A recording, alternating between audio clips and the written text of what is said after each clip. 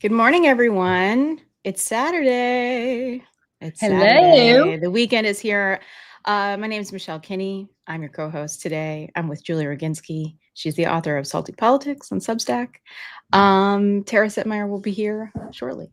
I hope everyone's doing great, considering the fact that this week has been awful. It has been, well, let's begin by saying Tara is back from Italy, which is awesome. She'll be joining us in minutes. JoJo is on soccer mom duty on Saturdays for the soccer team. Yeah, So she's not going to be able to come for a little while. Which is okay. I mean, it's not okay. We love JoJo, but she has to do soccer mom duties. And frankly, I'm going to have to do soccer mom duties soon also. I will try to, and squash duties. Oh God. See, this, I know we've talked about this before, but I was like, I don't have kids, but I was like, I feel like this would be the part of parenting that I'd be like, I don't want to do it. Well, I gotta complain. And anybody in the chat here can join me in complaining. So my son is a big athlete. He loves sports, which is wonderful. Like, especially for boys. That's great. Yes. For everybody, but I feel like for boys, because I only have a boy, I feel like it's so important because when they're busy on the field, they're occupied and doing stuff rather than playing video games at home or doing God knows what boys do. Absolutely. And so he from day one has just been a huge, like, you know, some kids are into art, some kids are into whatever. Mine is just really into sports. So I got him into soccer when he was like 2. Like I took him to a little kick and play thing where they sat around and sang songs and kicked soccer balls. But then ultimately he became a big soccer player and he did travel soccer. And travel soccer was like and I know people in the chat are going to say you're going to miss it when it's over. No, it's over now and I don't miss it. Like, because travel soccer entailed going to tournaments. And this was when he was like 7 or 8. Now it's like going to tournaments all over the country. But back then, we live in New York. It was going to tournaments on Long Island, which is not easy to get to. Like it's not like big tournaments. So I'm not suggesting like tournaments in all 5 boroughs. And again, New York is not, unless you have a car, which I do, but it's not easy to get around. No, I like my friends in Brooklyn. Sometimes I'm like, it'd be easier if you lived in Philly, quite frankly, to get to you. And then we'd have these like 3-day tournaments where we'd have to go up to Albany, which there's, I mean, if anybody here is from Albany, God bless you, but there's nothing to do in Albany. There really isn't. Well, yeah. I mean, in Albany proper, maybe not. Yeah. In the surrounding areas, the capital. Surrounding areas for sure. Like Saratoga is beautiful. The Berkshires, where our house is gorgeous. Absolutely. Like, you can't go anywhere because you're on a soccer field. And then like South Jersey. But when I say South Jersey, I mean like really far South Jersey. Like you're like Philly almost. No, past Philly. Like like Cranberry Bog. Need a map. Okay, yeah. The part of Jersey that people don't even know exists, which is like all farmland and it's beautiful. Oh, yeah. But there's nothing there. And so, and it was like Memorial Day weekend and Veterans Day, like every 3-day weekend. And ultimately I was like, I just can't do this anymore. Like I legitimately can't do this anymore. And then when my son got into middle school, he goes to a pretty intense school. They had a tremendous amount of homework that started piling up for them. So sometimes practice because he'd have to study for tests, and it would take the coach finally went to him and said, if you're not going to take soccer seriously at school, what are you even doing here? And I was like, really? What? Like, no. Like he's not going to take soccer seriously at school. Like it's just not. I was like, what do you think he's going to do? Like graduate from high school and go play for the Premier League? Like, do you know what I'm saying? Like that's a lot to ask a kid. Like, yes, you have to be dedicated if you're going to commit to something, but like, that's kind of crazy. And so my attitude about all of this was just no, like it's not going to happen. So I finally pulled him, which, you know, I think it was so much work for him that he wasn't particularly upset. So now he plays soccer for a school team, which is fine because it's not weekend games yet. I think in high school it is. He's standing in the corner over there right now, giving me the evil eye. But now he's also into squash, and squash tournaments are like every weekend, which we're not doing because I'm not giving up my weekends. But it's like also in every pretentious country club in the tri-state area. I went to one of these tournaments and it took place at the Westchester Country Club. And I walked in, I was like, what is this place? Like, where are we? It was like a castle. It was insane. So that's a long way of saying that I will be joining from my car sometimes on weekends when he's squash tournaments. Yeah. So there you go. I mean, yeah. I mean, I played soccer 7th, 8th, 9th grade. I ended up quitting. I played varsity for like a few weeks And when I was in 10th grade. I played varsity for a few weeks. And then I was in the musical though, and I had to make a choice because where I went to school at high school, the music department was very, very, very, like very good. And you had to make a choice. Like you couldn't do both. You had to choose sports or because you had rehearsal every single day.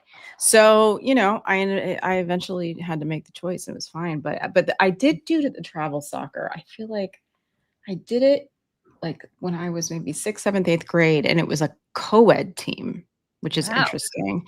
that's Yeah, awesome. and we had to go. We played down in like Skinny Atlas and like the Finger Lakes and stuff like that. Which again, like from That where was I'm from, beautiful. oh, it's the Beautiful. best. I love the Yeah. Finger Lakes. Yeah. But, for my parents, I can't imagine that must have been very annoying to because you have to get down and then over on 90. It's not an easy, place to get to, but, it's and then there's my husband who was flying all over the country to play. Same with my sister-in-law, which, God bless, but that's what I mean. Like, if you're going to do it, you have to devote your entire life to it. And yeah. it's Yeah. wonderful for your husband and his parents that they were willing to fly all over the country to do it. Yeah, very nice. I might be willing to do it for squash because that's just a whole different, that's a way to get to college. Well, true, right. But soccer is like, I don't know. Right. Well, and it's very competitive. You have to be very, very, very good Yeah. to go play in college, and because there are just because of sheer volume, right?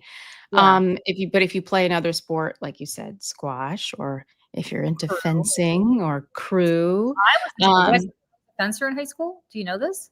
wait, what? Yes, I was 8th in the state of New Jersey in 10th grade. What? I was a big, big fencer in high school. I feel like every time I talk to you, Julia, there's like a new thing. I know, little Fencing. I Do you have was. photos? Because I'd like to see those. I'm sure that my parents somewhere probably have photos, but back when I was doing fencing, there's 3 types of fencing. There's foil, there's saber, and there's épée. Girls were only allowed to do foil, which is, it doesn't matter. But épée, if saber is the one where you can hit somebody really hard in the head, like it's much more violent. Girls were not allowed to do that. They can't do this now, but at least in my school, they were only allowed to do that. And so my foil was, they don't call them swords, they call them foils, right? My foil was in the trunk of my car, and my parents decided my senior year to take, well, I shared my car. I shouldn't say my car, my parents' car, because I used to take it in my senior year to drive to meets. Memorial Day weekend, I want to say, of my senior year, my parents decided they were going to drive up to Montreal, which is a really long drive from New Jersey. Yeah, from down here, yeah. Yeah. And they get to the border, and my parents are Russian immigrants, so my father has a heavy accent. Mm-hmm. We get to the border, and of course, because he doesn't look American, or sound American, I should say, because he has an accent, Right. The person at the border says, "Do you have any weapons?" And my father says, "No, of course not." And the guy says, "Can you open up your trunk just to check?" And my father says, "Okay." So he opens up the trunk, and they see a sword in it. Oh no. Oh no. And they banned them from Canada. And I don't know if I don't even know if my father is Wait, still. are you serious? Yes, because he was transporting a weapon. Even though it was for a sport? They don't know that. They just see a sword. I mean, obviously, but like they confiscate my foil, which I was like, what just happened? Like, I need this. And actually, I don't know that I needed it. It was my senior year of Yeah. I think I was already graduating. But they confiscate it, and they don't allow them to cross the border. And my parents literally, this is like pre-cell phone days, they can't call anybody. So they're like, should we go to a different border point and try to cross there? Or are we like on some permanent list? Yeah, I would be afraid to do that. And Yeah. I think they were worried that they were going to be like arrested because they were worried they were going to be on some list. And they turned around and had to drive all the way back. Oh my gosh. Yep. What year was this? I want to say like 1991. Yeah. It was my senior Okay. year. Well, right. And that's when the Soviet Union was collapsed. No, I don't think it was because they were Russian. I think it was just they sounded just in general. Right. I've driven across the border to Canada maybe 3 or 4 times in my life, and they've never they asked for my ID, and I right.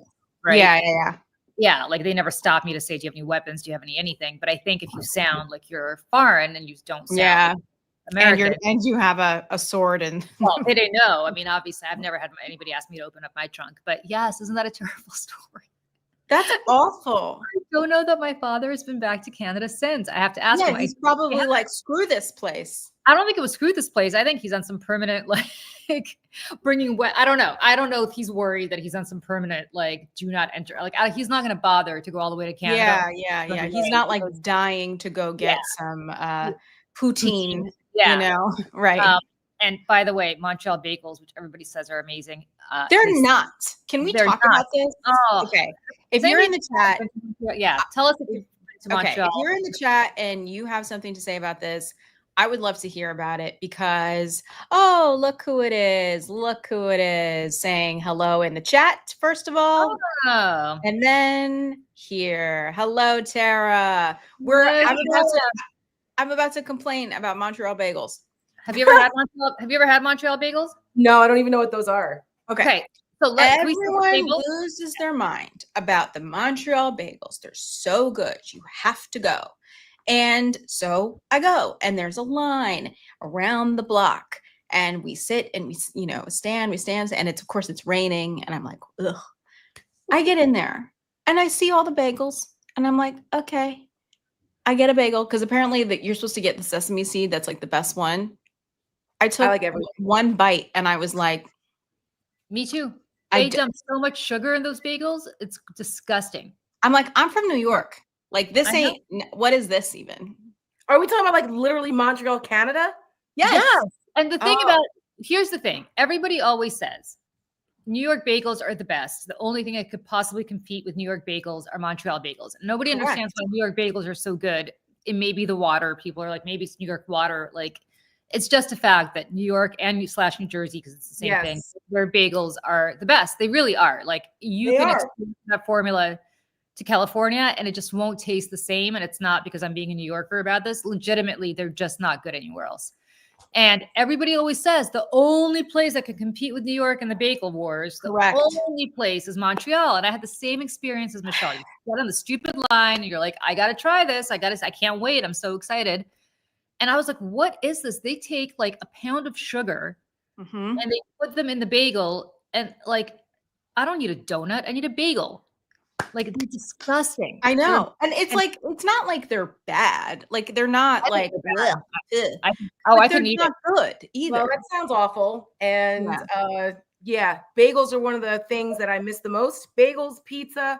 Yeah. And, Taylor egg, ham and cheese on a hard roll, salt, pepper, ketchup.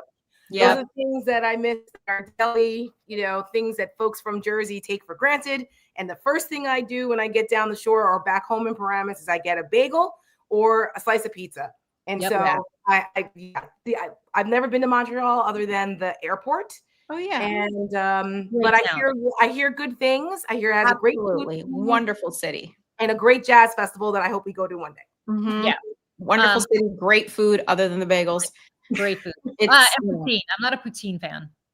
Yeah, me either. I'm not. I was like, what the hell is this? The first time I had it, not in Canada, somewhere in the US. I think I was in Denver, and I was like, okay, no offense to my Canadian friends, but not my thing. Yeah, not my thing either.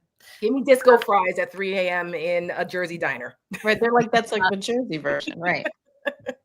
But like probably a little less heavy. I mean, poutine is just so much. It's like the cheese curd and the thing, and it just sits at the bottom of your stomach and waits until you have a stomach ache. I just don't like the flavors. Like they had all kinds of like these exotic flavors, and maybe that was like some kind of foo-foo version of poutine. Maybe. But I was like, I didn't like it. I would give it a chance again, I guess, while like actually in Canada. Yeah, I definitely like if you're there, have it just to say you have, but you know, it's fine. Yeah. It's not like the food in Sicily. Oh yeah. But having said that, I want to issue a statement to our Canadian friends. I love Montreal. Like, it is a wonderful city. It's a great city. It was a city where I would literally live. Like, I love. I've never been to Vancouver. I'm dying to go. But I've never been to the west coast of Canada. As between Toronto and Montreal, I think they're both great towns. I would move to Montreal. Like, I love Montreal. Your bagels, however, suck. I've only been coming from us. You know what I'm saying? Like people who live in like the bagel capital of the world. We know bagels and right. Yeah. I will say this though, that as a bagel snob, I am pleasantly surprised by Bethesda Bagels in Bethesda, Maryland. Okay. The closest bagels to Jersey bagels that I've had outside of the Jersey area ever. Like enough where it could like satisfy the itch without having to drive 4.5 hours home. Yeah. Like, the bagels are they're pretty good. I don't know if they chuck the water in from Jersey or what. That's very, they might. They might because there's something that they do very well in, so shout out to Bethesda Bagels. Yeah. I'll travel to Montreal for poutine and COVID booster. I know. My in-laws used to live in Florida for like 15 years or something, and because there's a lot of like snowbirds and stuff from New York, in Palm Beach, there was a guy who owned this bagel place, and he would drive trucks of New York water, drive them to Florida to make the bagels. Like no joke. Because people from Florida pretty much are New Yorkers, right? Florida, and they demand their bagels. I get it. I understand. I mean, and listen, I'm voting like New Yorkers when they get down there, which is disgusting. Right. That. So you guys, go ahead. Sorry, I interrupted you. No, I was going to ask Tara what the best thing is she had to eat. I mean, I'm sure it's hard to make a choice, but maybe like a top 3 that you had when you were in Sicily. To narrow it down, oh my God. Well, you can never have anything bad there. Well, right. But like the top, like the ones that you took a bite and you were like, oh my God. Something like that. Because we were in the island most of the time, we were inland for a little bit, but the fish is just extraordinary. Okay. The swordfish, the tuna, they're known for tuna in a lot of areas of Sicily. That was like a big industry thing for many, many years. And so there were a couple of meals where we had unbelievable grilled like swordfish and marinated sardines. I love sardines. And like it was just like literally freshly caught that day, like in their backyards, because they have some of their houses where they live, they literally back up to the water and they go out and the fishermen come in, they bring the catch, they show you the fish. Here you go. This is what we got today. Which one do you want? Like it is extraordinary. Also, I'm a big fan of pistachio. And so a lot of places in Sicily, they do a lot of pistachio cream, pistachio like pasta, nuts, things. I love pistachio cannolis. So, the cakes that we had made, Sicilian cassata cakes that with like pistachio cream filling. So pistachio gelato. So like I pistachioed out while I was in Sicily because it's just like amazing. So all the pistachio stuff, pistachio pastas, gelatos, cakes, cannolis, like amazing. So yeah, I mean the fish and the pistachio pastas are just, oh my God. And then we had a barbecue. So like in Kokomo where we got married, they're known for their meats. So like the prosciutto there is just unbelievable. Crazy. I'm sure it's so good. Like the sausage, if you're into sausage, they literally have a sausage festival, Salsiccia festival in Sicily, in one of the towns near where we got married.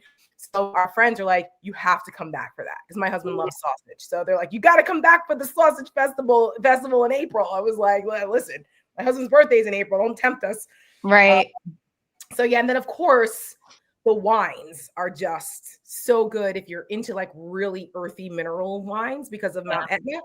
And we had a chance to go to something called the Vili Milo Annual Wine Festival, which is in the town of Milo, which is on the north slope of Mount Etna, like in between Catania and Taormina, for people who know Sicily. And so we were up in the mountains, and we were, because we're wine snobs, I really wanted to go to this. And so it's like, it's like this little rinky-dink town that's been there for 1,000 years. Fornazza is like another one that's right there. We were sitting there eating at this place in the corner of like one of the streets, and it's like one of the roads that goes like up toward the slope of Mount Etna. It's like very, like a lot of people go for bikers. Michelle, I will tell you offline who I was thinking about when I was watching the bikers cycling. I was just waiting for him to show up because they're his people. But there was this water fountain that was like right next to, we were sitting outside of this restaurant. There was this water fountain, and there's a lot of natural, especially in like the Mount Etna area, there's a lot of like natural springs and stuff. And so I'm like, why is everybody coming to this water fountain? And the next thing you knew, it was like not just like the cyclists, there was like the locals were coming. They would literally pull up 4 people in a car, get out and drink from this water fountain. So I'm like, because some places, especially in the islands, you can't drink the tap water. Like, it's just not potable. That's why everybody has bottled water. But I'm thinking, what is happening here? Because like in New Zealand, if anybody's ever been to New Zealand who's watching, New Zealand, you can literally pull over on the side of the road, take your water bottle, and drink water from the spring. That's crazy. It's ridiculous. How even knowing that I could, I don't think I would, because I'd be so afraid. Know what I mean? Yeah. But like, I see what you mean. Yeah. Well, we did, and we survived. But I'm just saying, like, but in Italy, so I'm like, what is going on? So I'm watching person after person after carloads of people stopping to go to this freaking water fountain. So of course I Googled it. I went to the Google machine and I asked, I was like, okay, que cosa? What is what the freaking water fountain? So then it's apparently like a well-known water spring that everyone from that comes down from Etna. And it's like fresh water. There's like a few of these fountains. Like if you've been in other towns and some piazzas and small towns in Italy all over, you'll see like they've been there for years. They have like the tap kind of like that's been there, like a water fountain in the middle of town somewhere. So that's what this was. It's been there for hundreds of years, access to this thing. So I'm like, I'm going to drink from this. And Marcel was like, we're both not drinking from it because if something happens, one of us has to be functional. I was like, oh, for fuck's sake. So I went and I drank from it and I survived. It was lovely. So awesome. The wines, the water. I mean, we actually went to this vineyard called Gambino Winery. So of course I was intrigued. I'm like, is it that Gambino? And I'm sure I'm not the only dumbass American who's asked that question. But in fact, it's not. I mean, the Gambino family came from Sicily, but like there's a lot of them. Okay. Right. So, and it was started actually, the wife's name was Gambino. That was her maiden name. And the husband's name was, I think, Rachita. And so family affair, they bought this land and beautiful scenery. Like it's on the slope of the mountain and you can oversee, you're looking out into the water. And then you've got like Taormina over here. You've got Catania over there. I mean, unbelievable. And the wines were phenomenal. The service was phenomenal. We ended up meeting the owner. The owner's son has taken over. The owners are older now. They're probably, I think, in their like late 80s. And the father was still there. Now his son, Francisco, runs everything now. But the father, it was toward the end of the day, and there was Papa sitting there watching what was going on. And when they found out it was our anniversary, they like gave us a free bottle, and they were all like, it was like a whole big thing because it's love. And it was just really, it was just really cool to be able to experience all those different wines and at the Milo Festival. It's a small town, but it has this beautiful that like overlooks everything. It's like the only thing that happens there. But the wine, for people who are wine enthusiasts, the Mount Etna region, if you're into that, if you ever have an opportunity, you should go. It's like, you've got Napa for the Cab Sauv, you've got Sonoma for Pinot Noirs, and then you have, other areas in our country for different things. Virginia, Piedmont, you've got the Cab Francs and the Nortons. Mount Etna is another one of those regions that is very underrated. And they've really built up the wine industry. Because for the young folks who live in Sicily, it's very hard to find work. And unless it's like agricultural or tourism. And so there's been like a brain drain. As soon as they have an opportunity to leave, they often do. They'll go to either the cities or they'll leave the country. But the wine industry in Etna and in Sicily has started to keep some of the traditional winemaking from, that's been around for hundreds and hundreds of years. Now there's a lot of technology that changes it, but they specialize in natural winemaking. So it's really picked up like these kind of like family owned generational businesses there, keeping some of the younger folks there learning the old ways. And I think in 30 years ago, there was only 41 registered wineries. Now there's like over 400. So it's like a huge, huge thing and very, very cool. So my husband tapped out early. He's a novice. He tapped out early. There's some funny pictures of him being like, I already had 12 glasses of wine. I can't drink anymore. I'm like, we traveled all this way. We're at the wine festival in Sicily. You're not going to drink any more wine? What am I going to do with you? So it's pretty funny, but well worth it. So, there's just so many lovely, lovely things in Sicily to want to keep you there and recharge. And, not every day you get to like walk on lava mounds and like play with like lava from an active volcano that's now dried up, like the basalt, the black like basalt that's there. It's crazy. The freaking thing goes up all the time. Like Etna is one of the most active volcanoes in the world. I'm like, what do we do if this thing blows? Like, where's the evacuation route? I'm like, is it going to come down here? Like, everybody's just like, whatever. I heard some sirens going off. I'm like, is it erupting? I'm like, is it erupting? Let's look out the window. It's like, it's ridiculous. You're living on the edge, Tara. I know. That's living on the edge. That's awesome. And well, I mean, listen, I mean, not to mention, I mean, not that you be a person that would completely unplug, but you guys heard from me virtually every day. Yeah, but while you were there, the country is having a bit of a country went to hell. Yeah, having a bit of a moment, as the kids would say. And I know we talked about this on Wednesday a little bit, but Tara, I know that you spoke to the people that you were staying with about how people in Italy, at least, right, are looking at the United States, who we have been the shining city on a hill for a very long time, at least for the last 80 something years. And now they look at us and they are scared for us. They are concerned, I'm sure, for the rest of the world, because if the United States is one of the bad guys now, what does that mean for the rest of the world, especially in Europe, right? So, I mean, these things are real. And, to have people around the world looking at us, thinking these things. Yes. It's embarrassing. It's shameful. But like at the same time, I'm like, we did this. I mean, not us, but like, let me tell you something.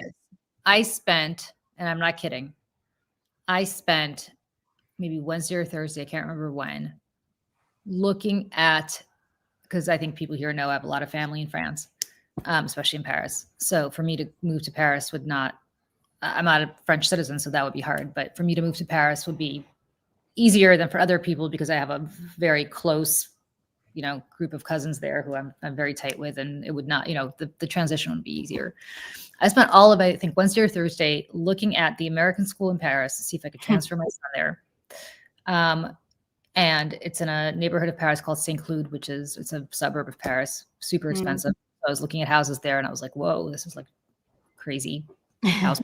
But but I literally was like, I don't know that I want to stay here anymore with what's going on, because I don't know about you, Tara, but I got a tremendous amount of death threats in the wake of Charlie Kirk's murder. And which we can get to in a moment. And I was like, you know what? I don't take those seriously because there's I'm sure a long line of people much more important than I am that they're going to get to first. But in a country where people are now killing each other consistently for their political views, like, I don't know, like, so, and just the guns and the proliferation and the hate and it's not going to get, I was feeling very down. So I was doing all this research. My husband comes home and I was like, how do you feel about moving to France? And he's like, no. I just kept walking. So that's the end of that. But I just want to say, then I text one of my cousins in Paris, and I said, hey, I'm really thinking about potentially going to Paris, to France, at least for a year, just to see this.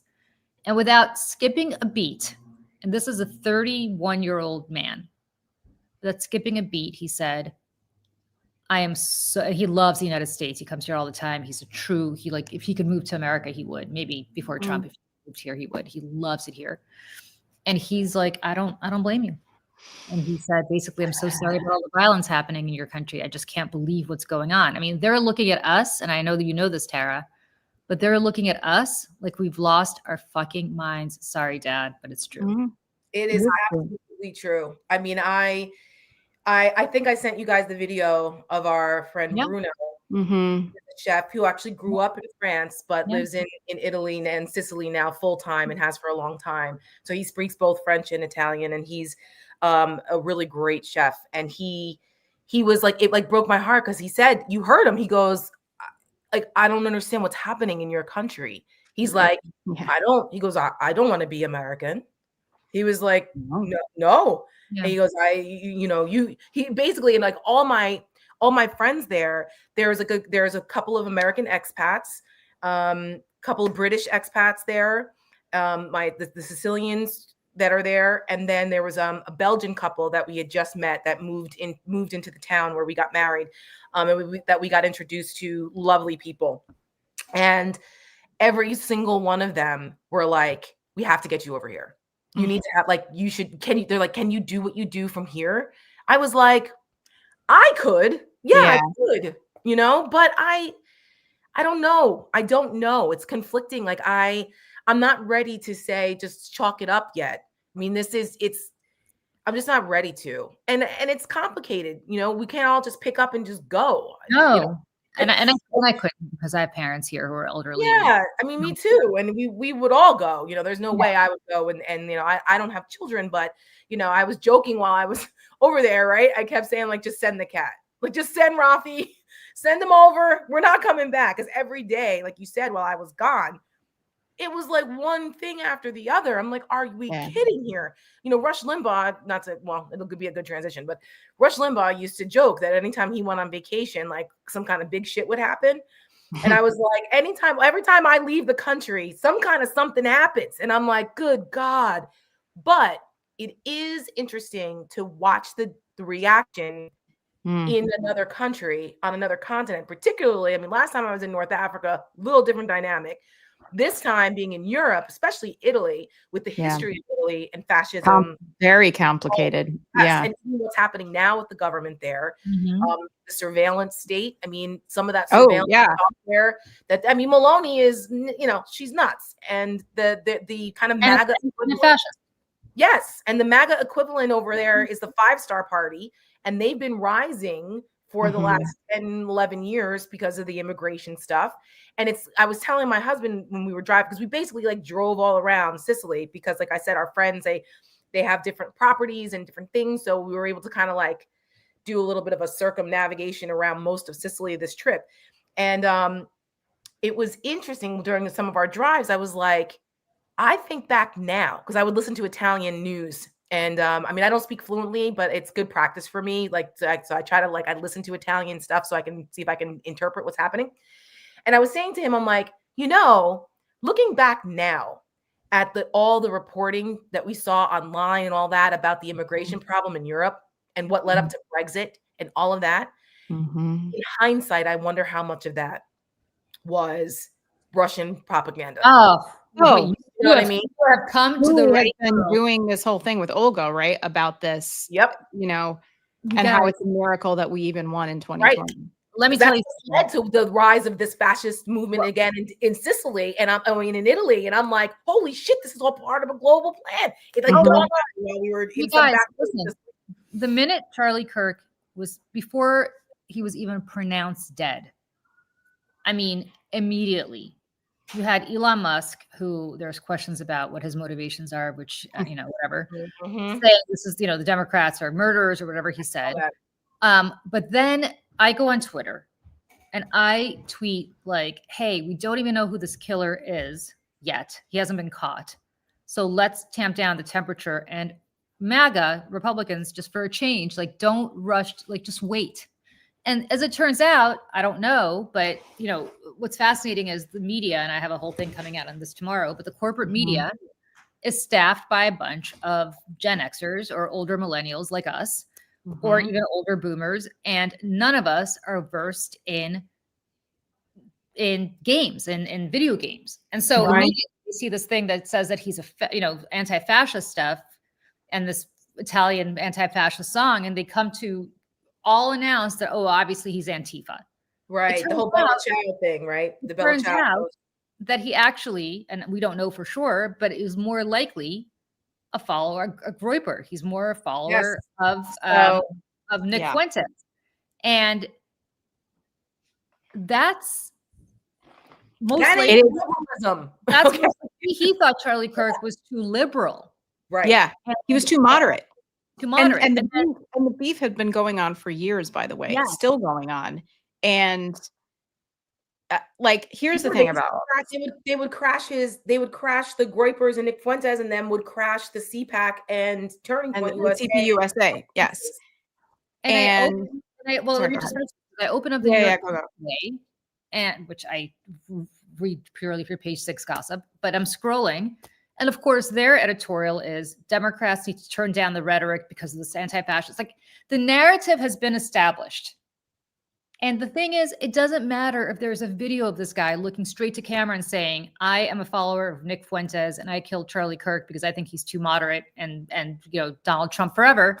It doesn't matter, because MAGA, with the assistance of Russian and Chinese bots, which are 1,000%, I could spot them from a mile away. So on Twitter, I actually tweeted it out. I was like, okay, I could see that there was Russian bots in my mentions calling me the C word all the time and telling me that there's too late for, to ask for peace. Like, that's it, we're going to war and you're next, bitch, and all this other stuff. Yeah, crazy. At that point, I realized that the Russian bots are out in full force to sow division, but more relevantly and equally as scary is the fact that there is a whole media ecosystem from the New York Times to the Wall Street Journal. I'm talking about newspapers that are not necessarily MAGA, right?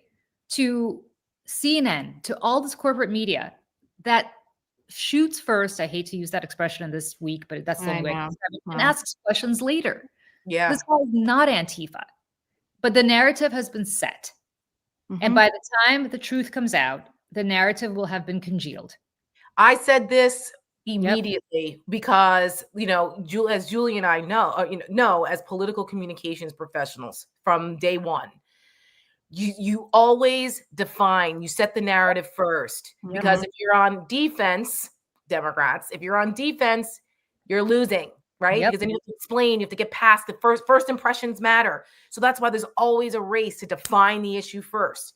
Well, when this happened while on our last night in Sicily, and I saw Michelle called me, but it wasn't until an hour or so later, because we were in the mountains. But I guess Starlink hasn't reached that part of Sicily yet. But and I was like, but I saw online, and I went, oh my God, what was happening? And then I saw and it was kind of overnight, because I really didn't sleep much because we had to catch an early flight. So I only slept for a couple hours. And so by that time, it was I don't know, midnight your time. So I caught up and I saw Donald Trump's statement, and I said, wait, what the fuck? I said, hold on. They haven't even they didn't catch the shooter. And this is what they're saying. Yeah. And you've got Nancy Mace and these Democrats out here, and Elon Musk tweeting about Republicans claiming that Democrats are murderers that. I said, whoa, I know exactly what's going on here. They're doing this because they control the investigative process. They control the law enforcement folks. They control the Department of Justice, the FBI, all the normal pipelines of reliable information in the past to tell the American people honestly what was going on.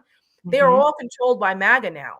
So they can say whatever they want, set whatever they want. There's not no way, but it's more difficult to find out what the actual truth is unless there are patriots inside these organizations that leak to journalists that are willing to report it, which we see. There's a whole resistance in independent media, thank God. And I said, I bet you we're going to find out that whoever did this is not a lefty, because it doesn't fit the lefty profile. I'm like, I said, and when I saw the press conference, I was on the flight coming back. So I had access to CNN International. So I'm watching that press conference with the feds in Utah. And I'm like, we've seen a million of these, unfortunately, and we know how it usually goes. And from a law enforcement perspective, I'm like, if you're on a manhunt, they haven't caught the guy. If you have a video of him with a clear, with his face, why would you not release that?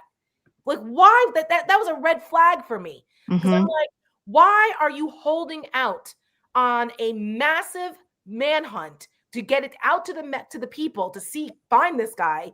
Why would you hold that? And you could just tell by the agents that they were hedging their words, that it was that instruction not to say certain things, and it was not the normal course of how an investigation goes, especially for a manhunt. And I said, I'm telling you, they don't want this kid identified before they set the narrative, because we're going to find out that he's not some left-wing nut. He's a right-wing nut. And then that destroys their narrative to try to go after anyone who's not. And that's exactly what's happening. And like, we can't, like, the left can't simultaneously be a bunch of like do nothing pansies who hate guns and also Rambo. Like, you know what I'm saying? Like, they try to make us out to be everything. And the problem is too, is, they set the narrative first, but like someone has literally just been brutally assassinated on camera. And again, like, we're not monsters. So like the immediate thing, we're not going to be like, you did it. You know what I mean? Like, that's because that's crazy. Right. And the thing is too, I think it was like 9:30 the night before they caught the guy. They didn't catch him. They turned him in. Right. His family turned him in because the father saw the photo. So the video. Right. So imagine they could have caught him. They would have had him hours earlier if they had released the video as soon as they had it. It saved a tremendous amount of money. Yes. Agony and stress for people who are worried that there is a killer running amok. Yes. And the 9:30 press conference the night before, they were waiting until Kash Patel and Dan Bing Bong had flown into Utah. Okay. They were like, okay, we got to wait for them to get here, and then we're going to do this thing. So they have the investigators on the ground, like, basically run the press conference, and Kash Patel and Dan Bing Bong are standing in the back. Didn't say a word. They look like deer in headlights. I'm telling you, like, beyond just like the anti-American, anti-Democrat agenda that they have, right, is that they are in over their heads. They do not know what they are doing. It's like they're all playing dress up. They're all cosplaying FBI agents, and we are not safe. And now I want to throw up a couple things here. My eyesight, I don't know what they are. But here's one. Okay. Yep. That was him standing behind the press conference again, silent, looking like a post stander. Yeah. But like, by the way, Max Burns, who I think is wonderful. It's not midnight in his career. He's doing exactly what Donald Trump wants. He'll be there for as long as, he's not going anywhere. Right. And meanwhile, there are some, well, first of all, the Glenn Thrush had reported this at the New York Times. This was all happening at the same time. And because of the Charlie Kirk, shooter thing, all of this kind of got lost. Kash Patel slammed agents on Kirk case in a profanity-laced video call, accusing them of keeping info from him. It came a day after he wrongly claimed the shooter was caught via tweet written without telling staff, raising new doubts about his leadership. So when all of this was going on, in like literally the minutes and hours after this occurred, the assassination itself, Kash Patel, because he's a fool, was tweeting, "Oh, we got him. We don't got him." Like, first of all, you don't do that. You don't do that. It's worse, Michelle. Do you know where he was when he was tweeting that? The time of the story was he overnight. in Vegas? No. He was at Rayo's. Wait, where? Rayo's. On 125th Street? Yep. Rayo's is an impossibly hard to get into restaurant. You can't, like, unless you know somebody who owns a table. Yeah. So Jesus Christ. Possibly, it's the hardest table in New York. I did not know this. And he was at Rayo's, And Rayo's opens at 7 p.m. He tweeted out, no, I think right before and then again right after. So he's sitting at Rayo's having dinner, eating, red sauce, Italian, speaking of Italy. Yeah. And tweeting the shit out. Stop. He's not at FBI headquarters. He's not in whatever situation room they might have. He's literally Rayo's in New York City.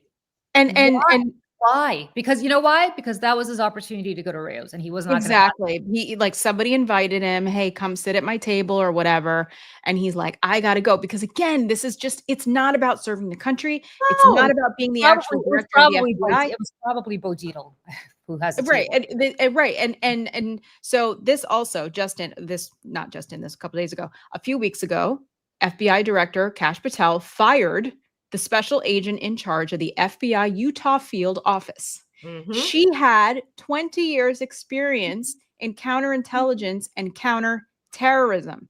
Now, I say all that to say, I'm going to pull up some articles from the last several years. DHS draft document. White supremacists are the greatest terror threat to the United States. Since 2009. Since 2009. Top law enforcement officials. And why in 2009? Whoa. Let's stop and why 2009? Because a black man was after Barack Obama. And as someone who was part of the right wing at the time, the Republicans made a big deal about that DHS report, saying that it was an attack on conservatives and an attack on gun owners, and that it was these liberal left-wing extremists that had an agenda to keep the conservatives down and to put a target on their backs at the time. And there was so much political pressure led by the Rush Limbaughs and Glenn Becks and stuff of the world that they actually they had to retract the report, and they kind of buried it. And Janet Napolitano was the DHS secretary at the time, and I always remembered that because I was in a different headspace then, and I've gone back to that report since, and it was spot on. Of course. And I'm sorry, just to interrupt.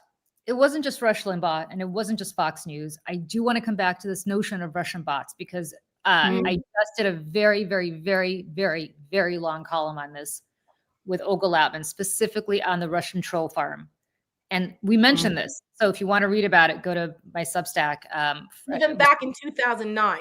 Yes, it was published. People think it was with the Mueller report, which really illuminated. No. You guys, they started way before that. They have a playbook, and it's not a complicated playbook. They want to start a race war in the United States. Yeah, Russian bots are committed to do it. Mission accomplished. Mission accomplished. But with the election of Barack Obama, it was so easy for them to stir up all of these crazy right-wingers to lead to violence. So if you want to know why 2009, a lot of it was homegrown, a lot of it was really helped along by people who are foreign adversaries and want to see this country collapse. Why? Because while we're fighting a race war, they're taking over Poland. They're taking over Ukraine. They're taking over that's why. Yep. And this article's from 2021, obviously long after 2001, but top law enforcement officials say the biggest domestic threat comes from white supremacists. Here's another one. Far-right violence, a growing threat, and law enforcement's top domestic terrorism concern. That's from 2023. This is from 2020 from CNN. White supremacists remain deadliest U.S. terror threat. Homeland Security report says. And here's who we have running the FBI. Yeah, a patsy and a podcaster. That's a great recipe. Right. And they've gutted these departments. They gutted the counterterrorism department of the FBI. They've gutted these in DOJ. So it's not only do you have incompetents that are running the place, they're actively gutting and removing the corrupt people who actually do this. We are less safe today than we were on January 19th. Yeah. And less safe. And I want to I'm throwing this up here. This is from September 10th, from Anna Bauer. In a suit filed earlier today, again, because of everything that happened, this got lost. By 3 fired FBI officials, Patel and Bongino are being portrayed as being so obsessed with social media that it could risk outweighing more deliberate analysis of investigations. And further in here, I don't know if it's this tweet, but there's another one that said that Dan Bongino was so stressed out about it, and the feedback he was getting via social, that it, quote, looked like the guy hadn't slept in 3 days. These people, similarly to Donald Trump, only care about them, how they look, their bottom line, because Dan Bing Bong is going to be out of the FBI soon, whether he gets removed or he removes himself. And he's going to have to go back and deal with his people, with the Epstein files, because again, these people ran on this. The people want it, and he's the one who has them in his hands. And you know, and he was enriched. He was enriched. Yes, millions upon millions of dollars. Both of them. Both of them. Cash Patel also. Cash Patel is the guy that was a total loser in high school, who never sit with the cool kids because he was a weird wacko loser. And so he got he went to school, became a lawyer, got involved in some of these little law enforcement things so he could be cool. Because of his behavior and the way he acted, he got reprimanded and wasn't well liked. And then he got hired. He went off and got hired by some right wingers, and they elevated him because he was willing to do and say what they wanted, and he's a brown person. And so they're like, oh yeah, anytime you're an ethnic, that then gives them cover. Right. And so, and they're like, he's like a white person's pacifier. He's like, oh, you're a race pacifier. We'll take He's like, I'm not racist. Look. Right. I got one of them. Yeah, right. I can't. And and now this guy has power, right? That he could never imagine. And it's like, he doesn't know what to do. Even in his disposition, he looks like, I can't believe I'm here. This was like a fantasy I was having in my room at night. Right. And now I'm actually like the boss. And there's like bad things happening. I can't just say that I can't write children's books and write cash with a $sign and go and rant podcasts about shit and like produce the January 6th choir and all this other bullshit that Cash Patel, but Rafi is more qualified to run the FBI than Cash Patel or Dan Bongino. We'd be safer. We'd be safer if Rafi was in charge and you let the career agents run the place. I guess who else is in charge? I think you were about to throw this up, Michelle, because this is going to blow people's mind. Oh God, yes. The landscaper. Well, yeah. And hold on. And I have another thing about the Cash Patel's challenge coin, which I'll get to. Oh my God. They made a challenge coin for him? Yes. So just really quick. So, okay. To remind everyone, this was a report from ProPublica. So if you don't already read ProPublica, they are a non-corporate group of journalists who are doing amazing work. And if you can throw them a couple bucks, please do. The intern, best investigative, the best of the best. I believe. Yeah. The intern in charge. Meet the 22-year-old Trump's team picked to lead terrorism prevention. 1 year out of college with no apparent national security expertise, Thomas Fugate is the Department of Homeland Security official tasked with overseeing the government's main hub for combating extremism. And let's see, that's his picture. He was a store clerk. I just want to be very clear of who he was. Okay. Yep. This guy was a, let me just pull this up because I actually have this. 1 second. Was a, he was a checkout clerk at the HEB grocery stores, which I don't really know. They're in like Texas and down south. I didn't know any unless, but I spent a lot of time in Texas. Yeah. So that's what he was, according to his LinkedIn profile, before he got elevated to this. A checkout. The guys that check you out at this grocery store. By the way, I'm not demeaning what they do. I'm not qualified to have this job. No, they're not qualified to have this job either, and he's not qualified. He's 20. There's career law enforcement people who aren't qualified to have this job. And again, like, he was a MAGA youth person, part of the youth MAGA movement, who was a sycophant to Donald Trump and was all up his ass. And like, that's why this happened. And and here's the last part here, is the office's mission has changed overnight. So since this 22-year-old took over, the terrorism prevention office has changed, with a pivot away from focusing on domestic extremism, especially far-right movements. The terrorism category that framed the agency's work for years was abruptly expanded to include drug cartels, part of what the DHS staffers call an overarching message that border security is the only mission that matters. Meanwhile, the Trump administration has largely left terrorism prevention to the states. The states are not qualified. The states are not qualified. The states, because what's so stupid about this is that states are adjacent to one another. Yeah. So if you have a terrorist threat in New York, it also impacts New Jersey. It also impacts Connecticut. And if you have one in Connecticut, then it impacts Rhode Island, it impacts Massachusetts, in turn that impacts Vermont, and so on and so forth. I don't need to go through the geography of the United States, other than to say that that's why we have federal law enforcement, because these are not threats that are contained to just individual states, which is why when this guy killed Charlie Kirk in Utah, I'm sure that manhunt did not just get confined to the state of Utah.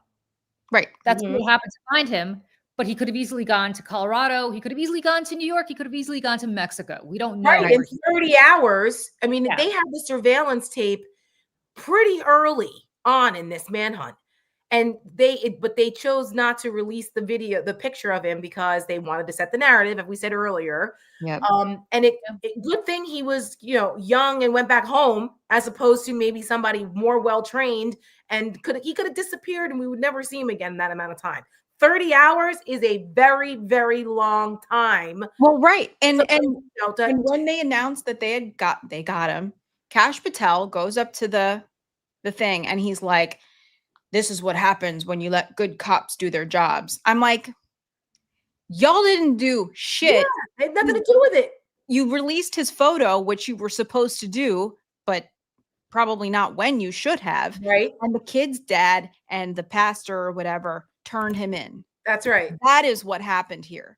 And because I think for the most part, listen, I'm sure that the people on the ground, like the career people, like were doing what they needed to do, right? But again, this comes from the top down.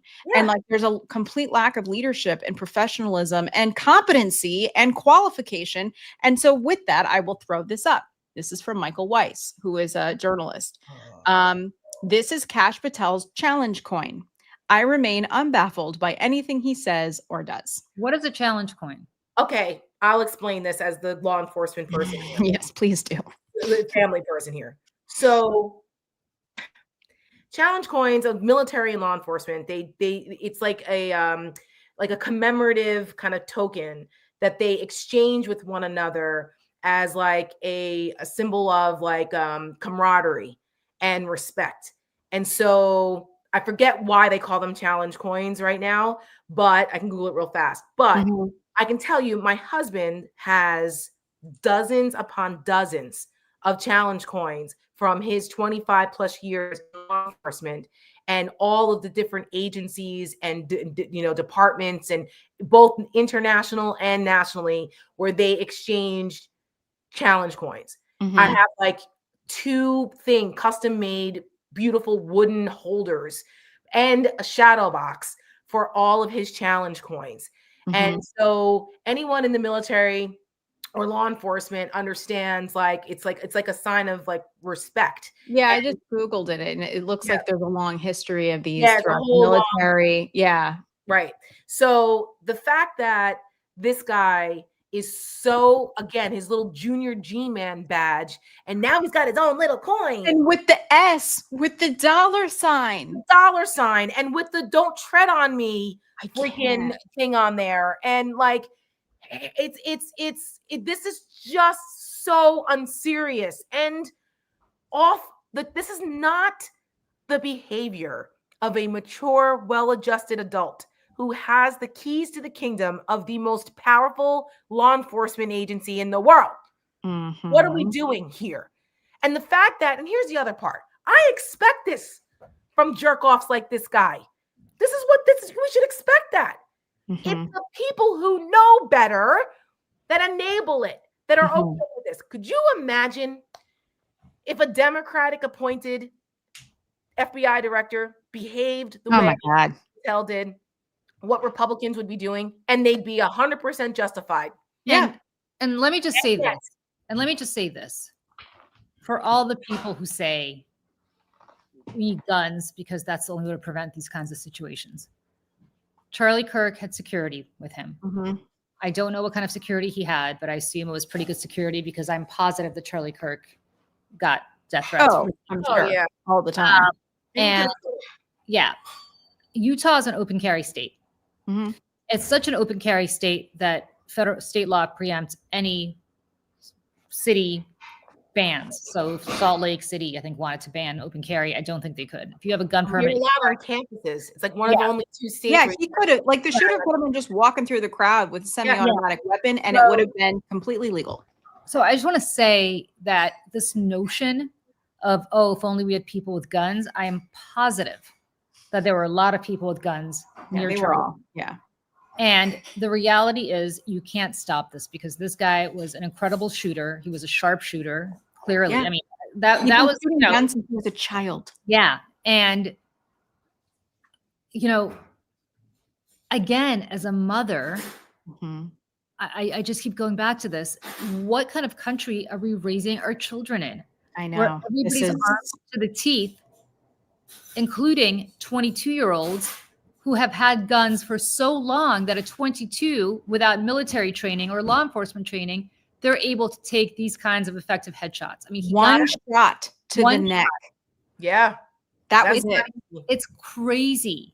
But if you've been shooting guns since you were like, he was like a Boy Scout or something, right? Yeah, and you're a hunter from the time you're like 6 and you're just fine. I mean, listen, in most cases, it's okay. People aren't nuts and they're not going to do this. You go hunting with your dad, you live in Idaho or wherever you do. Yeah. That's what you do. I mean, I didn't grow up like that, but plenty of people do. Yeah. But, but we have a problem in this country, no doubt about it. And I mean, the fact that people thought that this was like a legit sniper from like the US because they were impressed that somebody could one shot. That was it. Yep. And they got up and ran away. It's not an easy shot. And I just want to throw this up too.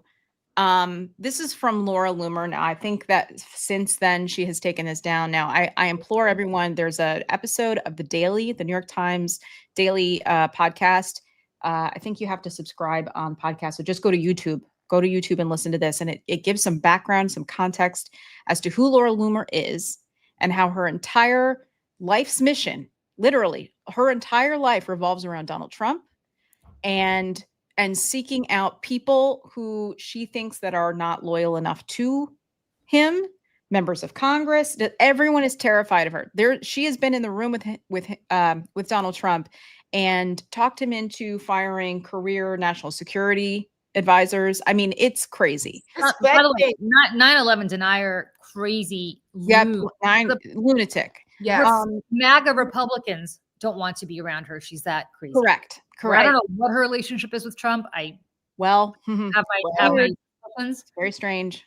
But this wackadoodle just has access to the president of the United States and is able to say, hey, I want to fire Tara, or I want to keep Michelle, or I want to, promote Julie. Like, it's crazy. And he does it. And he'll do it because, again, Donald Trump only cares about him. And he's like, well, Laura Loomer is somebody who does my dirty work for me. It's very mob-like.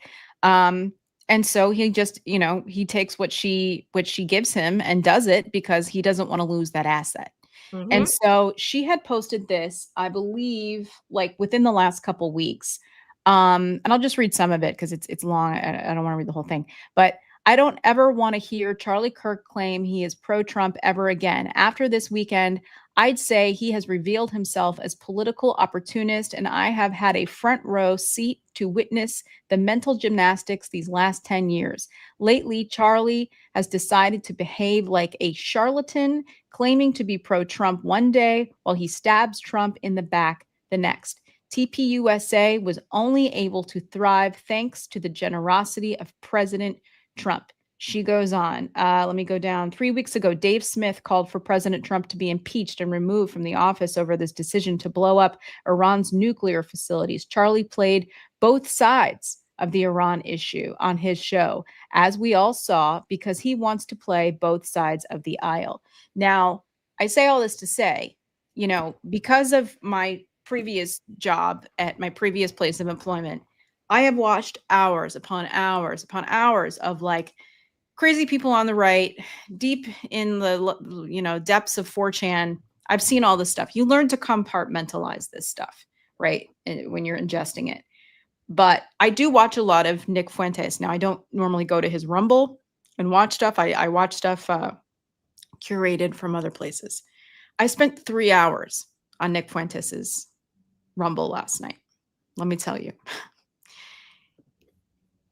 The American public has absolutely no idea how bad this is. And I would take a gander that MAGA doesn't know how bad this is. The thing to understand about Nick Fuentes and the Groper community, and the Groper is his little followers, okay? And now this all kind of originates in gamer world, which is like video games. And I know it's like a lot, it's over all of our heads, but they have like little languages and things that they say to each other. It's crazy. That's where the Discord, right? Discord is like another chat thing. Yep. That's where a lot of the gamers are. The guy that the Teixeira kid that took the national secrets and posted them on Discord, remember? Yeah. The National Guards went in like Massachusetts, whatever. That's where he was like, see, I got them. Like Discord is like the little another one of those kind of like a messagey board kind of thing. And they all, you know, same with like with 4chan, right? It's all very similar. Yep. So these young men go into this gamer community, right? And they eventually shut themselves off from the rest of the world. They become one with this community. It's a sense of belonging. And the things that Nick Fuentes says, okay, first of all, Nick Fuentes hates women. He hates Jews. He really hates Jews. And so he has a huge, I'm like his, you know, dream girl. Oh, right. Yeah. I mean, he hates Black people. I mean, just anybody who's not, you know, they're all incels, right? And which is voluntary and celibate. Wait. I'm sorry. Can I actually tell you a couple of quotes that Nick Fuentes has said? Because you have to hear it. Quote, having sex with women is gay. Is gay. Yeah. Mm-hmm. The only way to have sex with your wife, guys. Only really straight heterosexual position is to be an asexual incel. That's it. That's all there is. The straightest thing you can do is to never have sex. And also, if you seek sex, you will become gay because sex is a gay act. Yep. And this is not a well man. No. Well, this is significant, Julie. I'm glad you read that quote because it goes directly to what Michelle's talking about with the shooter and explaining the Gropers, because the information coming out about what was inscribed on the bullet casings it is right in line with the Groper shit from Nick Fuentes, which is not left wing. I will say.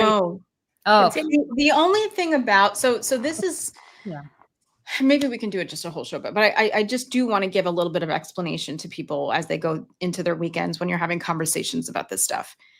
So Nick Fuentes is obviously very anti-Israel, which I would say a lot of his talking points sound very similar to what's happening on the far left in terms of Gaza and things like that. Okay. Now, my fear sometimes with that horseshoe is that some people on the far, far, far left are going to reach over the back of that horseshoe and grab onto this, because a lot of the things that Nick Fuentes is saying resonate with people, because I mean, that stuff's crazy. It's gay to have sex. I mean, that's just nuts. I mean, he said something also that was like, it's gay to want cuddles. And I'm like, you are so broken. But he talks about Charlie Kirk and Tucker Carlson and this whole political industrial complex that exists within MAGA, where they all are grifters and they want to get rich. Well, and he's like, it's not wrong. Well, this is what I'm saying. Yeah. So Nick Fuentes is like, you've seen my house. I'm from a working class neighborhood outside Chicago. I'm not rich. I don't go on vacation. If anything, I fly to Rhode Island to go on the beach or whatever. And he's like, these people are cons. They're conning you. Lately, he's been going after Donald Trump, saying they're all lying to us about his health. He's been going off about all of it, saying that the entire thing is a con, and like they're all, and he thinks, you know, Jews control everything and all of this is Jewish, and they're anti-tech. And not because necessarily it's surveillance state web. It's because tech has a lot of operations in Israel, and because there's Jewish people who run these companies or they're aligned with Jewish people. He's saying a lot of things that I think this kind of working class white, male talking points, right? But he's coming at it from a different angle. And they look at MAGA as, how do I say, they're all shysters. Like, that's what he thinks, because they're not true conservatives. He is. They're not people of God and Christians. They are, because they have an ultimate goal of like a white America, and like feminism is terrible. Now, if you remember, right after the election, he was going on camera saying, "Your body, my choice." Your body. And he has said on, I mean, we have that Christian nationalism video. He said women want to be raped. I mean, this man is hateful. Oh, and by the way, he had lunch or dinner with Trump at Mar-a-Lago with Kanye West. Kanye West decided that he wanted to worship Hitler, that Hitler was good. Then him and Nick Fuentes are buddies, and Donald Trump had lunch with them. Can you imagine?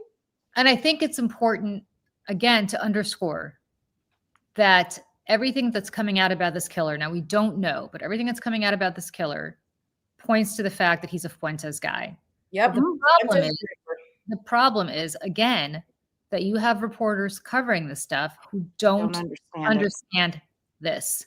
And this is why I know it sounds self-serving, and I sincerely am not saying this because it's self-serving.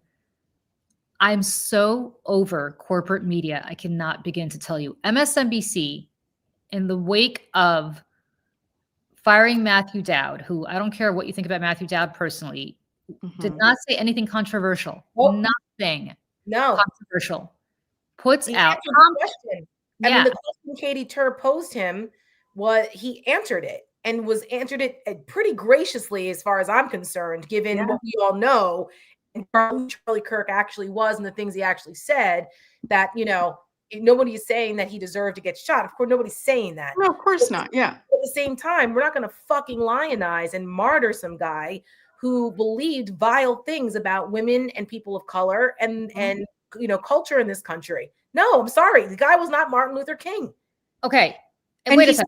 Sponsored Kyle Rittenhouse's college tour. Like these are the people that he was propping up, because this is how Charlie Kirk saw the world. So anyway, sorry, Julie. Keep going. And this is important, because this is from the New York Post, who got, again, the source is the source, but they got a memo that Comcast's top brass put out.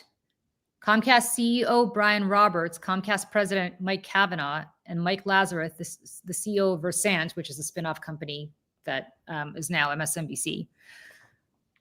They circulated it to all Comcast and MSNBC Universal staff on Friday.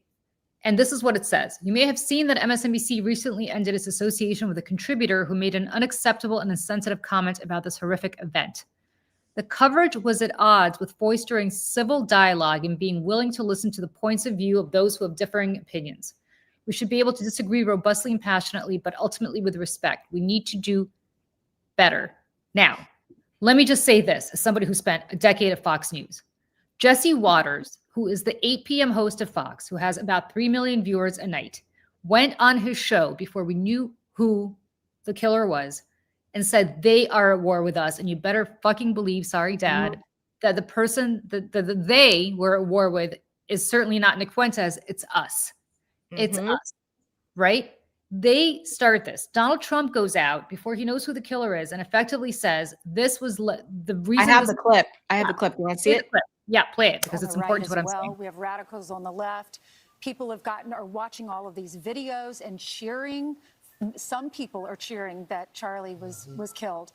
How do we fix this country? How do we come back together? I'll tell you something that's going to get me in trouble, but I couldn't care less. The radicals on the right oftentimes are radical because they don't want to see crime. They don't want to see crime. Worried about the border. They're saying, we don't want these people coming in. We don't want you burning our shopping centers. We don't want you shooting our people in the middle of the street. The radicals on the left are the problem. And they're vicious, and they're horrible, and they're politically savvy. Although they want men and women sports, they want transgender for everyone, they want open borders. The worst thing that So I wanted to be clear about something. It's actually what he said of Fox is disgusting, but what he said the night, or in his Truth Social, by the way, he did the Oval Office address. He did it on Truth Social so you could monetize, right? Like the scam is so apparent that it's crazy. Yep. He puts out on Truth Social that this is, of course, all the fault of the radical left. And this is political violence. And what's going to happen is that we need to go after the people who promote this kind of behavior. And we're going to go after the people who fund them. Translation: if you say anything that Donald Trump does not like, you are inciting political violence. And therefore, you need to get arrested or you need to get fined or whatever crime. Well, if you're at war with someone, that means that they can kill you, however you. So everybody here who's on this chat and all of us who are speaking right now, according to Donald Trump, are fomenting political violence. I have never in my life called for violence against anybody, but it doesn't matter because if I disagree with Donald Trump, I am motivating somebody to go kill Donald Trump or people close to him in his warped mind, which is insane because, again, the last time I checked, the last political violence towards a Republican that I remember was a Bernie Sanders supporter going after Steve Scalise, when? A decade ago? But what's happening now is by putting out that memo from Comcast and Versant, MSNBC, the corporate overlords, have effectively shut down any kind of speech having to do with being critical of Charlie Kirk, who, by the way, there's a lot to be critical about. You don't have to condone his death. It was awful. It was horrible. He did not deserve to have that happen. But he also espoused some pretty gross ideas. And I think it's important to not, whitewash it. I'm like, what are you people doing? Donald Trump said we should all challenge ourselves to follow in the footsteps of and beliefs of Charlie Kirk, who was a great American patriot, and we should all be more like him. And the American media is not going to sit there and say, well, which viewpoints is the president referring to? That women under 30 are no longer sexually attractive, or women shouldn't, be on birth control because when they do, they become less attractive, or that, you should question anytime you see a black pilot, that's doing a tough job, and worry about whether they're competent in their, in their jobs. Like, saying like, oh, we should bail out Paul Pelosi's attacker because that guy, or a guy who elevates Kyle Rittenhouse. I mean, like, they don't apologize. They don't apologize. That's the part that kills me. This is what's happening with corporate media, right? I was supposed to be at MSNBC 2 days in a row as soon as Kirk's death, right? I was supposed to be in Katie Tour's show, and I was supposed to be in a different show. I can't remember which one. Anna Cabrera, I think. Canceled. Now, it happens all the first show that Matt Dowd got fired for the comments, right? Now, listen, it happens all the time. I'm not suggesting there's anything nefarious about it, but I don't know if they just don't want people like me and Tara going on and basically saying, listen, he was a complicated guy. He does not deserve to die, but he was a complicated guy. He didn't deserve to die, and he doesn't deserve to lie in state or have a statue or anything fucking named after him. That's not in MAGA world. His funeral is going to be like Fred Waterford meets Abraham Lincoln. I'm serious. It's going to be a major event. Flying his body on Air Force Two. I know, with the United States military. CNN, I'm sorry, but CNN had not gavelled. It was casket to casket coverage. Here's the casket being loaded into Air Force Two. Here's Air Force Two landing. Here's J.D. Vance and Usha Vance coming down, holding the widow's hand. Here's the casket being loaded into the hearse. Here's the hearse arriving at wherever it arrived. And I'm sitting there and I'm watching this and I'm thinking, I can't. So my husband is an addict when it comes to cable news. I can't stand it. So he's watching this. Then I said, flip over to MSNBC. I want to see what's happening there. Same thing. Same. He flips over to Fox to drive me crazy effectively. And Fox, of course, is not doing hearse to hearse coverage. They're just going straight on blaming Democrats for the death of Charlie Kirk nonstop, all, setting the narrative. And I'm thinking, it's basically all the same. It's basically all the same. Yes. And nobody's has the guts. Acosta would have done it if he were still at MS. Oh, yeah. But nobody has. Yesterday. Nobody has the guts to say, hey, as long as we're on the subject of Charlie Kirk, let's talk about Charlie Kirk's incredible influence. He built an amazing empire that is the envy of all Democratic organizers. He was insanely good at it. Yep. We can say all of that. We could give him credit for all of that. To his credit, he would debate people who disagreed with him. I think that's all to the good. Having said that, he also held views that a lot of people find incredibly hateful. a lot of what Tara said. The fact that he said he went to college and spoke to a bunch of girls who are young women who are in college, and said to them, how many here are here to find a husband? And they raised their hands, and he said, good, because you should get your MRS degrees. That is what's important. You need to get your MRS degree. Don't, you're here to find a husband. That's why you're here, because once you're out of here, it's going to be much harder for you to find a husband. Now, I did not find a husband in college. I did not find a husband in graduate school. I did not find a husband when I applied to get a PhD, which I never actually did. It took me decades to find a husband. You know why? Because I wasn't looking. I was looking to my education. I was looking to my career. And I find that kind of language distasteful and offensive. And I don't think it's particularly controversial to say that. But you did not hear that on corporate media at all, which is why I'm telling you guys right now, that is why we're launching May Day very soon, for that reason. Because we're in a May Day crisis. There's Michelle came up with that name, and there's a reason why she did. It came to you, Michelle, I don't want to speak for you, but it came to you like, in a dream practically, because you're like, May Day, we need help. Yes, we are. America is in distress. We're in distress. And nobody is delivering that help. And I'm sorry, if nobody's doing it, the three of us are going to do it. Yep. There's a handful of us out there trying to do it, but it's got to start somewhere, It's got to start somewhere. Because even now, MSNBC, who, has new leadership over there, which I will refrain from getting into, but they're not going to be the saviors either. I mean, Morning Joe Scarborough still out here telling mayors of Democratic cities that are being militarized by Trump, being invaded by Donald Trump. Oh, maybe you guys should work with him. Yeah. Maybe there is some. Fuck off. Okay, are you still on your knees? Right. Yes. Because Mika, while you were gone, Mika admitted that they're still in touch with Trump. Oh my God, that's right. I think you did. And you guys, here's the part that's really awful, right? For anybody here who watches MSNBC. The part that's really awful is that Larry Ellison and his son, who have now acquired CBS and have put a MAGA guy in charge of standards and are about to have Barry Weiss. Oh my God. Wait a minute. Larry Ellison, who's now the richest man in the world. They acquired. His son owns Skydance. They acquired CBS. They're about to put Barry Weiss in charge of CBS. I know people at 60 Minutes who are pretty high up there. I haven't spoken to them. I cry for them. Yeah, that's CBS. But wait a second. They're now making a bid for Warner Brothers Discovery. That it sounds like David Zaslav, who owns Warner Brothers Discovery, is interested in entertaining, and they'll get approval from the FCC because you're MAGA guys. CNN, who's owned by Warner Brothers Discovery, will now also come under this umbrella, which means that Barry Weiss is going to be in charge of CNN, which means that they're going to put some MAGA guy in charge of standards at CNN. So now you're going to have the following. If this goes through, you're going to have CBS, the home of Edward R. Murrow, become a MAGA outlet.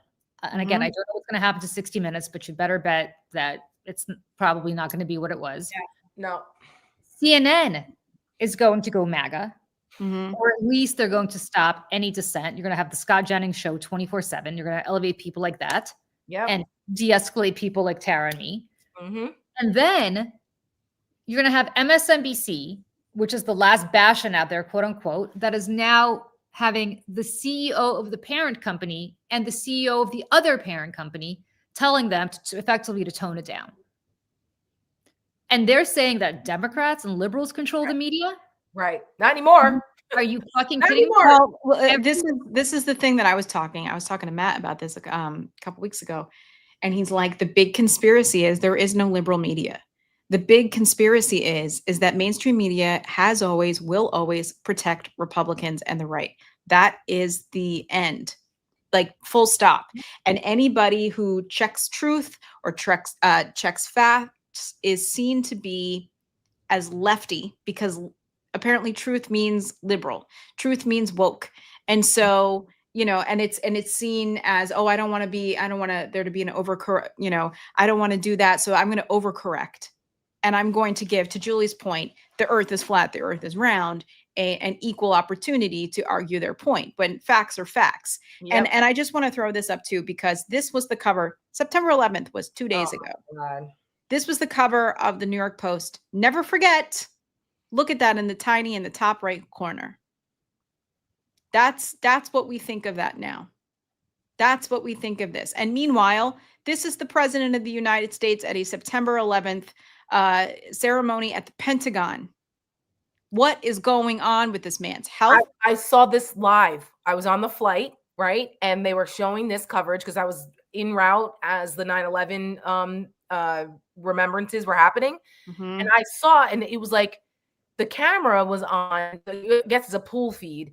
And I was like, oh my God, it was a 2-shot with him and him and what's her name in the one shot? Melania, yeah, that one.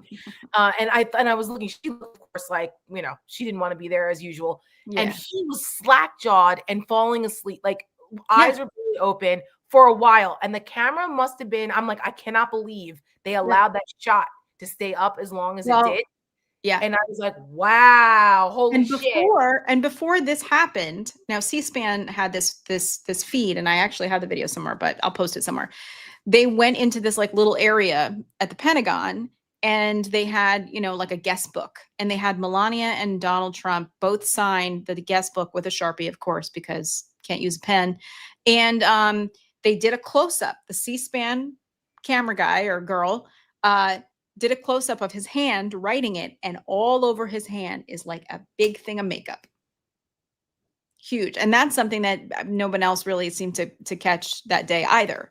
Again, I'm sure because there was just so much going on, but like all the makeup on his hand. It's an IV, right? And it's consistent. Yeah. So it has to be like a daily infusion of something. Absolutely. Yeah. Absolutely. And like half of his face is drooped. Yep. Like, I'm sorry, but I'm not a doctor, but like, I know people who've had strokes, and that's what happens. What is going on with this man's face? I can't. Well, that's why they rolled him out onto Fox and Friends yesterday morning. So that because there was, all the talk going on. So they wanted to, weekend at Bernie him and pop him up to make sure, see, he's fine. He just did it in person. He didn't call in. I'm sure he wasn't thrilled about having to go in and in the morning to go do it. I can speak to that. He hated going to that studio. Of course, but they had to, because they said, sir, you look at what you look like. We got to show people that you're vibrant and strong.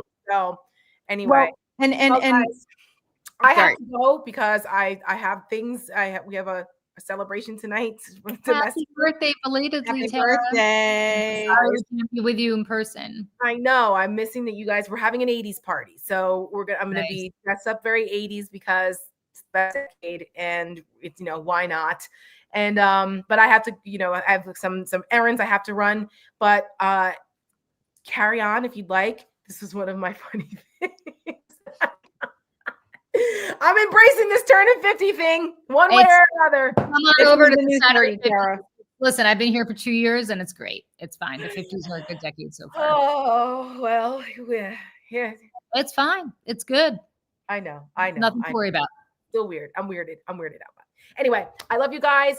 I will see you guys later, and I will make sure to post pictures. Wish you were here, and see you guys later. Bye, Tara.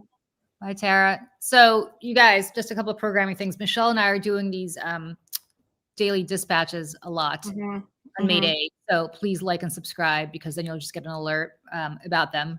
And we're having more and more people come every time, which is great, because we're trying to build up May Day, but B, trying to give you more content. I am very serious about the fact that I've been on the inside of corporate media for over 20 years now, 21 years. And I can tell you, I know how it works. It's the edict comes up from down high, comes down from on high, and you got to submit. And that's why Costa is such a hero for bailing on them. But I'm going to tell you that's why we're doing so much more of these daily dispatches. Again, I did this not on May Day, but we'll eventually move this over to May Day, like when Russian drones were hitting Poland, and all CNN was talking about was Epstein, and there was no breaking news on Epstein. They just were talking about Epstein. Talking about it. Like, yeah. Again, is like, and there, Michael Wolff this morning made a video about how everything in the Trump administration right now is a disaster. And he said it's like a pyramid scheme in the fact that there's one disaster, and then there's another disaster distract from that disaster, and then there's another, and like it just is like a circle of disasters trying to distract everyone from the next thing. And how we are all victims of this. The whole world is a victim of it, really. And this is why, and I just want to bring it back to this Charlie Kirk and Nick Fuentes thing, because I am very, very, very frightened for the future of this country. I mean, I made this video. Now I can either just, you can go to my Instagram or I can play it now. I have it queued up. Okay. This is just so people know what they're about to look at. This is Nick Fuentes on his channel 18 days ago, talking about Charlie Kirk, their feud, and how Nick Fuentes is the rightful owner of the youth MAGA movement. I'm just going to play this.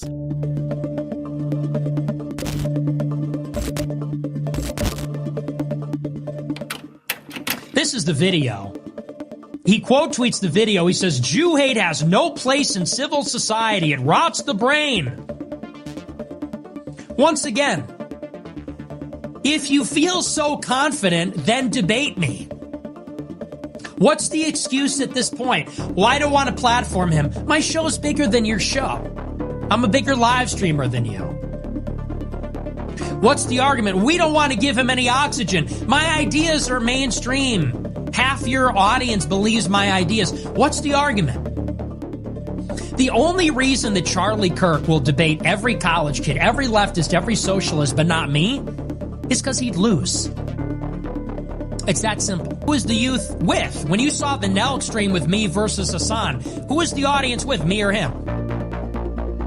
The only reason, everyone knows, Charlie Kirk will not debate me because I would fucking devour him. I would eat him alive. And at the end of the day, that's going to happen one way or the other. Whether he chooses to confront me or not, whether he has dignity and honor or not, it's just a matter of time. My ideas are already there. I've already impregnated your organization. I took Turning Point USA and I fucked it. I took your organization, I took your baby, Turning Point USA, and I fucked it. And I've been fucking it. And that's why it's filled with Gropers. That's why your whole crew, that's why the people around you, that's why your chapter presidents, that's why your attendees, they're all Gropers. So whether you choose to confront me or not over the honor of your Turning Point USA, it's immaterial to me.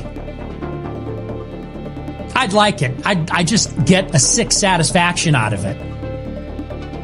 Because I like to win. But we're already there. And this whole ideology, Zionism plus free market, it's dead either way. You know it. I know it. Pretty much the whole world knows it's over. In the last 7 years, who's moved closer to who? Could anybody accuse me of stealing Charlie Kirk's ideas? No. Has Charlie Kirk every step of the way moved in degree closer to me? Tried to ape my bit, my ideas, my style? Oh, no question. No question. We already own you. We own you. We own Turning Point USA. We own this movement. Whether you decide to have dignity about it and face me or not, that's up to you. That's something you'll have to tell your children. When Nick Fuentes became the future, when the Gropers took over the movement, did you take a valorant last stand? Were you courageous? Were you bold? Did you go down swinging or did you go down like a bitch? Did you run and hide? That's the only thing when you're explaining that to your family, Mr. Family Man. When you're explaining to your wife, when she's saying, why won't you just debate Nick Fuentes? And you got to explain to her. When your kids grow up, why didn't you just confront Nick Fuentes? You got to explain to them why you were afraid, why you were a coward. That's the only difference. Immaterial to me. We already won. He's not wrong. He's not wrong. This is who Donald Trump has lunch with. Mm-hmm. This is who MAGA has become. Mm-hmm. And what is interesting to me now, and if I were just a passive observer, I would find it interesting, and historians, when they study this period, will find interesting, is that MAGA has been so successful that it has now been taken over by people like this. Mm-hmm. And they are now having loyalty tests and turning on each other. And if it turns out that this shooter was a Groper, it is because MAGA has lost control of itself. Has now been subsumed by the most extremist elements, because when everything is a loyalty test, you have to have ever more extreme loyalty tests. Yep. And Charlie Kirk did not pass the loyalty test, according to Nick Fuentes. That's right. That's very well said, Julie. And you know, I wanted to share this because it has to do with Charlie Kirk specifically, and you know what we're dealing with in this moment. But there is so much on his Rumble feed that is so atrocious that I will not share it anywhere, not even for educational purposes. I won't. I will not. It's that bad. So if that disgusted you, just know that it's like the teeny tiniest tip of the iceberg compared to the rest. And you know, if you can stand it, you know, go to Rumble, go find him. But you know, hopefully I watch these things so you don't have to. If you, we haven't published that anywhere. It's on my Instagram. You can go to @the Michelle Kinney. It should be towards the top of my feed. If you want to share it with your people, that's really the only platform that I really do anything on. But yeah, I threw that together last night because I thought it was important, that people see it and the way that he talked about him. Because that's where the flanking from the right is happening. To your point, Julie, it's become so successful that they've lost control. And that's where we are. And, you know, yes, this is MAGA on MAGA violence. You know, I say violence as, you know, not completely, but I mean, maybe in this point, yeah, eventually. But that doesn't mean that we're not part of this too. They're at war with us too. And they're coming, they want to take everybody out. I mean, whether it be ideologically or otherwise, but, you know, they don't want any of us in any sort of power or position of influence anywhere. And these people are super scary, and they really don't feel like they have anything to lose. I mean, these are people who, like, it's gay to have sex with my wife. Like, what? So, you know, I'll do my best to continue to keep people in the loop with this stuff. It's rough. I'm just gonna be real. This stuff is rough, but it is, and like I put at the beginning of the video, if you underestimate your foes, they will surprise you, and it will be unpleasant. So it is much better to know what you are dealing with than to not. And all the things that we take for granted every day, the ability to speak out, the ability to, I don't know, have sex with your wife if you're a man, the ability to go to college if you're a woman for the purposes of education and career furtherance, and not because you want to find a husband. All of those things that at least I, at the age of 52, grew up taking completely for granted is under attack. I mean, fundamental quality of life issues. I'm not even talking about political viewpoints. I'm talking about just the ability to speak, the ability to have a loving sexual relationship with my husband, the ability to be able to educate myself. Yep. All of that. To read books, for God's sakes. I mean, to read books. All of that is under attack. As the New York Times is writing and the Wall Street Journal is writing stories about what was on his ammunition, not understanding what was on his ammunition, not understanding that it's not Antifa. Yeah. This is going to be like trying to explain the internet to George Washington. Honestly, it's. But setting a narrative, it is, while CNN is doing casket to casket coverage, Nick Fuentes is not doing casket to casket coverage. And I will tell you, now that Charlie Kirk is gone, a lot of the people that listen to his podcast will migrate to Nick Fuentes. Oh, yes. There's a vacuum. And that people are looking for a leader. They want someone to listen to who's going to speak to how they are feeling, especially young men, young white men. And Nick Fuentes will be the answer. The fact that his last name is Fuentes is so ironic. You have studies, by the way, that young people are having less and less sex. And I think everybody's like, oh, good, they're being responsible. Actually, I don't know, I haven't studied this, but it sounds to me like a lot of young men are involuntarily not having sex. Or maybe voluntarily because they listen to Nick Fuentes and they think it's gay Right. to have sex with a woman. I don't even understand how you wrap your Or mind. the ones that do want to have sex, it's our fault because It's all because we don't want to have sex with them. right. And correct. so what you're doing is you're having people who are filled with immense rage and anger and hormones, which they cannot control take out on anybody yet, blaming everybody for their plight because it is not natural not to have sex, right? In the sense that it's a human function. I mean, I don't want to get all into it, but it's a human function. Yeah, it's part of the life cycle of like how And our when you species continues. Like, And when you have 18 to 25-year-old men who are listening to this shit, and taking it seriously, physically, they're all pent up and they're full of anger. And they're taking it out on women, and they're taking it out on gay people, and they're taking it out on trans people, and they're taking it out on Jews, and they're taking it out on Black people, big time, and they're taking it out on Black people, and Latinos at the border, and Latinos who are not at the border but look like the people who they think are invading this country, and on each other. Which is why you saw what happened to Charlie Kirk, and that is the argument that we're putting out here on our little independent media site that you will not see in the New York Times. You will not see in the Wall Street Journal. And I know that it sounds so self-serving, but I promise you it's not. It is the reason we started this. You know, I don't think starting a media network was in anybody's cards, Michelle. Right? No. Like- I actually was texting my friend the other day because she was like, I'm near you. Do you want to grab coffee? I was like, oh, I can. I'm like meeting up with my friend. We're launching this media network. And she was like, girl, how many jobs do you have? And I was like, I don't know, too many.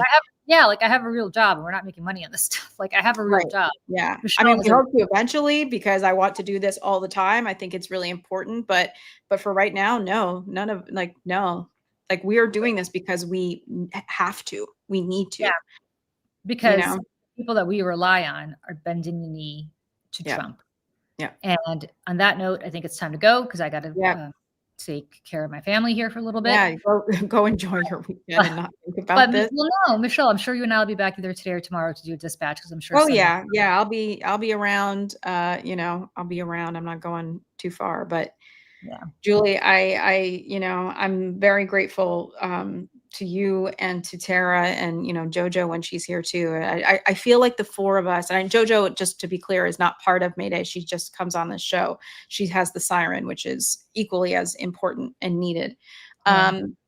But we all have very different perspectives and we come from different places and we have different lives. And I think that that's valuable for all of us to speak to this in our own way. And, hope we're going to have men as part of this network as well. And they'll be able to share their perspective and we're so grateful to everyone who's here to help us build this because we can't do it alone. We can't do it alone. So. All right, everybody. Great to see you all. We will see you back here. Well, Michelle and I, I'm sure we'll be back here well before Wednesday, but the whole crew, hopefully with JoJo included, will be back here on Wednesday at noon for Over It. And then again, next Saturday, JoJo will be back as soon as soccer season is over. It's not that long, but it feels like it's long because we miss her. Yeah. And you guys, we have like thousands and thousands of people joining us every single Saturday for this. And we are so honored that you decided to spend your Saturday mornings with us. Like it's the community we're building here. Like we know you guys from the chat. We don't know your real names a lot of times, but we know we love you. Like we see you. Yeah, we know you. And we know you. And we're grateful to you. So please stick with us. And we will stick with you. We promise. Okay. Bye, everybody. Bye.